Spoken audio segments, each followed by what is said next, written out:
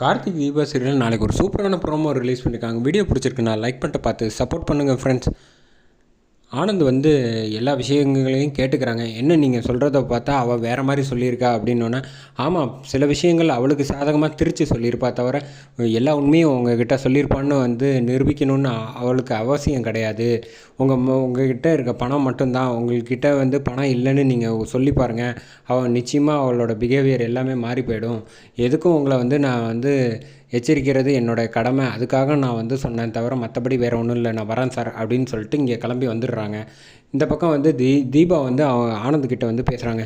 மாமா தயவு செஞ்சு நான் சொல்கிறத வந்து கேளுங்க. அவர் பாருங்கள், அவர் வந்து பொய் சொல்ல வேண்டிய அவசியமே கிடையாது. அவருக்கு வந்து உடம்பு சரியில்லைங்கிறனாலையும் பணம் இல்லைங்கிறனாலையும் விட்டுட்டு உங்களை கல்யாணம் பண்ணியிருக்கா, தவிர உங்கள் மேலே வந்து விருப்பப்பட்டோ ஆசைப்பட்டோ வந்து ஒன்றும் கல்யாணம் பண்ணலை. அதை முதல்ல நீங்கள் புரிஞ்சுக்கங்க.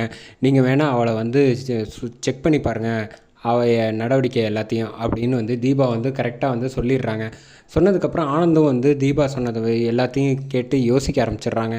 இந்த பார்க்குக்கு போய் செக் பண்ணி பார்த்துட்டு வந்து அவன் யாருமே இல்லை அப்படிங்கிறது வந்து அவங்க ஹஸ்பண்ட் இல்லைங்கிற கடுப்பில் வந்து இந்த பக்கம் ரியா வந்து வந்துட்டுருக்காங்க. வந்ததுக்கு அப்புறமேட்டு காரில் கரெக்டாக வந்து இறங்குறாங்க. இறங்கினோன்னே இவனை பார்த்தோன்னா அதிர்ச்சி ஆகிடுறாங்க. ஆஹா, இவன் வந்து ஏதாவது ஆனந்த்கிட்ட வந்து உளறி வச்சுருந்தா என்னத்துக்கு ஆகிருக்கும். தீபா வந்து இப்படி வந்து ஐடியா பண்ணிட்டாலே, நம்மளை வந்து அங்கே வர சொல்கிற மாதிரி சொல்லி நம்ம அங்கே போய் அந்த கேப்பில் வந்து இவன் வந்து இந்த பக்கம் 6 அடிச்சிட்டாலே, இப்போ என்ன சொல்லி வச்சுருக்கானோ எல்லாத்தையும் சொன்னானா இல்லையா, பார்த்து பேசிட்டானா இல்லையான்னு ஒரே குழப்பத்திலேயே வந்து ஆனந்தை போய் பார்க்குறதுக்கு வராங்க.